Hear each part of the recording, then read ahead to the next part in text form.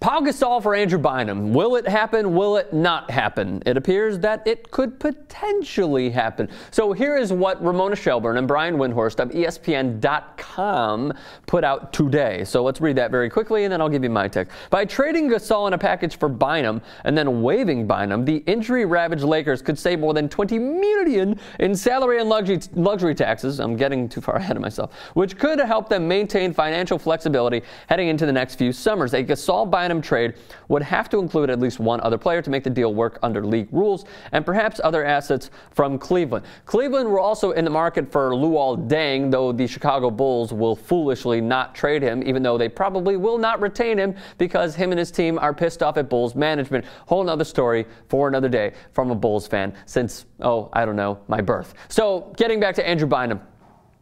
Actually, let's go to Pau Gasol first.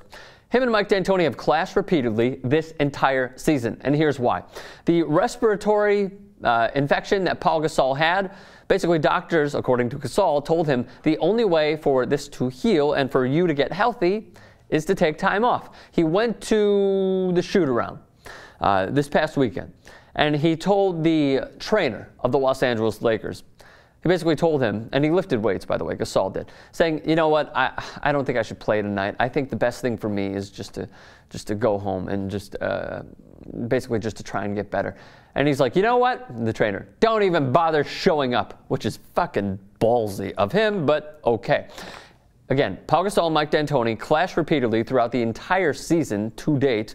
Basically, Gasol doesn't like the system that Mike D'Antoni has. By the way, Mike D'Antoni, clown of a hire. Brett Ehrlich, a longtime Lakers fan, and I were talking.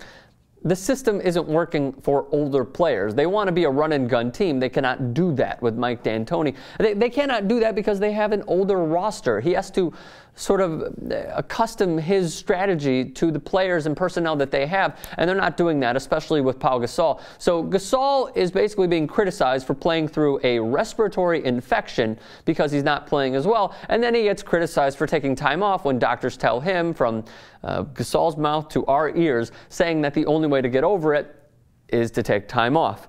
By the way, he's averaging 15 and 9 this season. Pau Gasol is in the final year of his contract. He is due to get paid $19 million this year. He has missed 3 of the last 5. Meanwhile, for Andrew Bynum, what the hell is going on with this guy and that team? I like Cleveland. I thought that Andrew Bynum would be a fantastic pickup for them. It clearly has not. There were rumors, according to Black Sports Online and TerezOwens.com, which take with a grain of salt, but they basically put out a report that Andrew Bynum was porking an assistant coach's wife.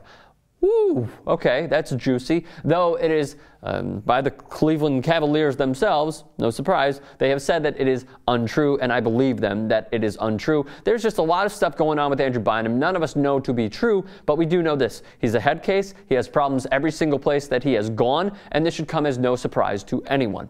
So that being said, the trade deadline is January 7th. The second half of Andrew Bynum's $12.25 million, or he is guaranteed $12.25 in the second half of his deal, suspended indefinitely from all team activities, including games. So interesting stuff right there. Should Andrew Bynum be traded, or should he sit? What have you? I asked all of you guys to chime in on Twitter.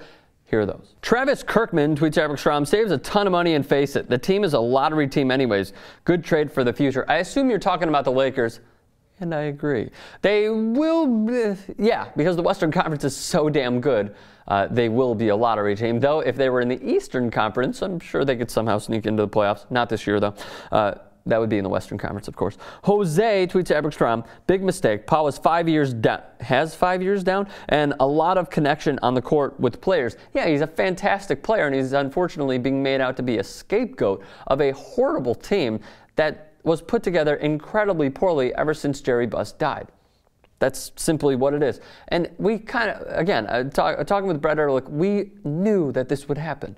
Right when Jerry died and Jim took over and they didn't want to give Phil Jackson control and what have you and whatnot, they wanted to flex their muscles a la Jerry Jones style and say, nope, we can do this. We know what we're doing. Clearly they don't, unless they have some sort of theory and somehow are going to turn it around by tanking a few times and then trying to get better talent. Though I don't know how it's going to happen, especially when you sign Kobe Bryant to a humongous contract with the age and health issues that he has. Tony Cini tweets, I'm trading a starter for a player on the IR. It's confirmed that Mr. Magoo is running the Lakers. Hashtag stupid. All right, well done, Tony. What do you guys think? Thoughts, comments, section below. Give this video a thumbs up, share it with your friends, and most importantly, help me out. Subscribe to TYT Sports. Bye.